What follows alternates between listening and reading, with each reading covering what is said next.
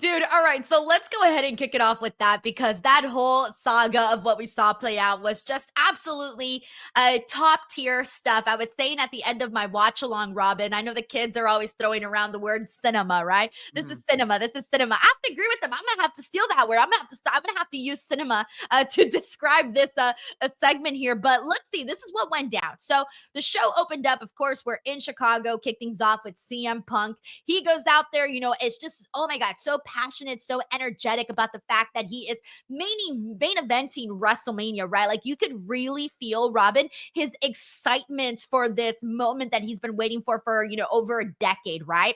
And so his whole career, you can argue, right? Anyways, so Paul Heyman goes out there and is trying to get CM Punk to tell him what the favor is. And Punk tells him, I want to tell you what the favor is once Roman Reigns is actually here. And the whole night, two different times, we were seeing Paul Heyman in the parking lot waiting for Roman Reigns. Of course, Seth Rollins came first, and then finally Roman Reigns. So you can see that throughout the show, Paul Heyman's anxiety levels were definitely rising. So finally, we get to the closing of the show. Roman Reigns goes out there and he's like, so I hear, CM Punk wants to do his little favor thing, right? Seth Rollins comes out first, which I thought was a smart thing to do. I think they needed to bring Seth out first and definitely not after CM Punk. So I was anticipating Seth's arrival at that moment. However, while Seth was talking, everybody was saying, what's the favor? What's the favor? They were chanting, what's the favor? They were chanting for CM Punk. Basically, they weren't interested in anything that Seth Rollins was saying. Now, of course, this is Chicago, but truth be told, Seth Rollins is unfortunately the third wheel in this scenario. CM Punk finally gets there, and what unfolds is him kind of giving a background story as to why he's asking Paul Heyman to be in his corner. And he tells them, and Roman tells them, just say no to the guy. Like, you're going to say no. And Paul Heyman's like crying. His eyes are like twitching. Like, he doesn't know how to, like, he's just full of and overcome with this insane emotion. And Roman is kind of mocking him because he's crying. He's like, are you crying? And Roman finally, Paul finally says no, but he says no to Roman Reigns, meaning that he is going to be in the corner of CM Punk at WrestleMania because that is the favor. Robin, I know I threw a lot at you right now, but top to bottom, how did you feel about the way that they told this story? Well, I mean, Roman coming out first and marching to the ring with authority. Usually he goes very slow, so you could see the emphasis on the moment there by the speed he went to the ring. And then I love some of his lines. He's like, "Oh, he's from my town, so I got to root for him." And he's like, "You hear that? Your city is chanting for the tribal chief." And then the look of annoyance every time Seth Rollins becomes involved, and Seth, calling back to WrestleMania last year, sort of trying to lay the groundwork for why he's involved in the storyline altogether. But as I've said, this to me is the beginning of the build to what is going to be one of the more epic feuds that in recent memory, or maybe beyond that, in ever, between Roman Reigns and CM Punk. And and Roman's kind of right in the sense, right? Like, why would Paul Heyman say, if he is loyal to his tribal chief in that way, why would he go to, I know he has the background with CM Punk. We understand, the history there. But if I'm Roman, I would be like, bro, that's not, that's then, not now.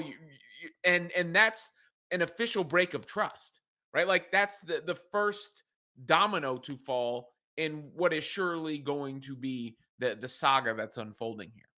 Dude, I mean, this felt like a love affair. That's really what it felt like. It felt like Paul Heyman was torn between two lovers and he didn't know which one to pick. But at the end of the day, like, you got to be a man of your word. Like, CM Punk came through.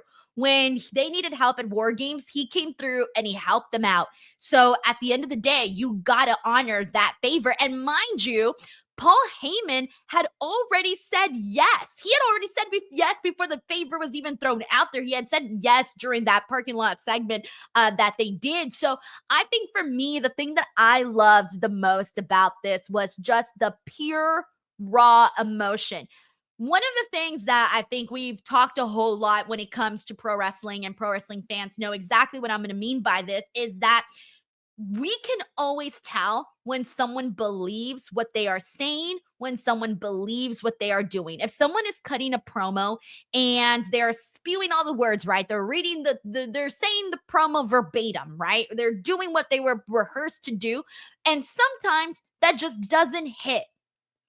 To me, the way that the way that this ending scene unfolded, it felt so raw, so authentic, and you don't get that every single day. And that to me was personally my favorite part of all of this, was that it felt real. Like, it's still real to me, damn it, legit applied in this scenario because of how well everyone played their role. Roman was the Roman that we were kind of seeing when he was, on top of the world, right? Where he had his Ulafala, he was the leader of the bloodline, had his championship. We kind of saw shades of that Roman today, a little bit more so than the last couple of weeks or months. I feel like this was the Roman of back then, is what I felt like, kind of mocking and condescending, that kind of Roman Reigns.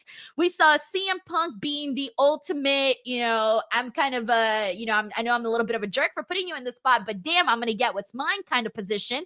Seth Rollins, I thought, was great in this part of the whole segment, because he was just literally had a front row ticket. He almost seemed like a fan just watching the drama unfold, where he's laughing his ass off at these guys who are involved in such emotionally invested in what's going on between them. This doesn't really hurt him. This is all about them and what they're doing. So I thought that Seth Rollins did a really good job in that. And then Paul Heyman was the MVP of this segment. Paul Heyman was, if I was about to give a best actor award, it would be to Paul Heyman, because the tears, he genuinely looked to me like he was hurt, and he was hurting for the fact that not only did he have to break Roman's heart, but also he's still kind of in love with his, best friend, is what he's saying in CM Punk. So I don't know. I think for me, it was the motion, Robin, that really won me over. And that's what I've been wanting to see. And that's what I think that's why I said that this was my favorite segment that has occurred in the build up to WrestleMania. Yeah, I think we saw that Roman last week and through this week, that that he's just better as that heel. He's just not meant to be a baby face and whatnot, and he did lean into that. I think his performances on screen the last 2 weeks are the best since he lost the championship. Really, like that's the Roman Reigns that captivated all of us. And yeah, Paul Heyman, he is struggling there because he does love Roman Reigns. He has been the wise man to Roman Reigns. Think about how many years that's been, but he's also invested in his own oath and loyalty and moral code. So he understood the gravity of saying no to Roman, and that things may never be the same. That's why the emotion's there, right? Like, because with those two letters NO, at that one word, the things may never be the same between the wise man and his tribal chief, and he could be kicked off the island of relevancy. Robin, he stole his lover and is making him watch. Yeah. That's what's happening at WrestleMania. I'm sorry, but it's like, damn. It is brutal out there, man. It is brutal. I'm really, I loved the segment. I thought it was great. Let's go, says Paul is turning on Punk going to Rollins. I don't think so, by the way. I had heard this theory a couple of times. I am not on board with this theory. Robin, are you on board with this theory? I don't believe so. I think eventually, again, as I'm saying, we're laying the groundwork to an extended Roman and Punk feud. But I am curious to what Seth Rollins' role in the whole thing is, right? Because it feels very similar to last year, where it's like, all right, Seth's kind of like, why is he there? But the why he was there was huge last year. When he came in and he was the shield for Cody Rhodes. So I don't think it's unintentional, his involvement here. I'm not guessing that that's going to be the payoff, but there is going to be something with Seth Rollins involved. But it feels a little out of place, because if he goes to Seth Rollins, why is Punk and Roman then happening? And I think we all want Punk and Roman to happen, and the biggest reason for that to happen is Paul Heyman.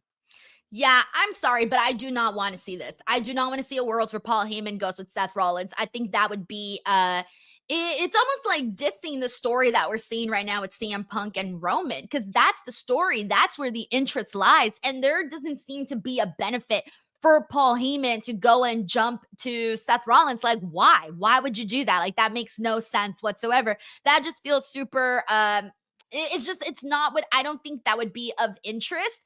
And I hate to say it, like, even though Seth Rollins is feeling like the third wheel, I hate to say it, but he is the third wheel. Guys, this is the interest is between Roman and CM Punk. We have known this from the very beginning. You just, that's where the interest is at. Again, if CM Punk was out of the picture and this was Seth and Roman, great. People would be enjoying and respecting that. But right now, it's like that meme where that guy is not looking at his girlfriend and he's looking at the other girl. That's what it is. Right now, the other girl, the hot girl, it's Roman and CM Punk. That is where the interest is. This was a match that, Robin, you and I, months and months and months back, were talking about how this was always going to be a marquee matchup whenever it happened. And I was anticipating for it just to be Roman and CM Punk. I didn't think they needed to add Seth Rollins to this. I feel like they added him because there was really no other maybe direction they thought for him to go in. And that's what so your question of like, where does Seth Rollins serve a purpose in this, and where does like his story fall in line? I don't really know. But as a fan, I'm mainly just focusing on what's going on with Roman and Punk, and that seems to be honestly what I might mainly care about. But I don't think they just threw Seth Rollins in for no reason because they didn't have any other use for him. Because again, I think Punk and Roman needs the build, like, to just like all of a sudden it's the match at WrestleMania is rushed. But for the magnitude of what that's going to be and how long that can play out for, that's something you can carry out for. I'm guessing that's one of the main events at SummerSlam. You know, this is a 2-night SummerSlam, the first ever 2-night SummerSlam, New York City, New Jersey, actually, but MetLife Stadium, and that to me as one of the top billing on that card is just a massive way to sell that. And if you just all of a sudden were like, oh, it's Roman and Punk. Now, yeah, it'll be great. No matter what, they're going to make magic. It's going to be great. But I think the proper way is to, lay the foundation for that feud. I am curious to how Seth Rollins plays into it, but I don't think, because I would have thought the same thing last year. And then it was masterfully told the way that he was involved. I mean, it was Look, poetry. When Cody, when Roman hit him with the chair, and that's what cost him against Cody. So I think between his history with Roman and his history with Punk, one or both of those things is going to play out in the course of this. And maybe he's also involved in the slower, longer build to the eventual one-on-one matches between Roman and Punk. so look, I hope you're right on this, by the way, because I do want to see Roman and CM Punk at some point. I feel like if we don't get that, we're going to be completely cheated. So I really, really hope we see that at SummerSlam, because at some point it needs to happen. It's a money-making match. The fans like it, and look at where we're at so far. So I definitely think that's the way to go. Dan, thank you so much.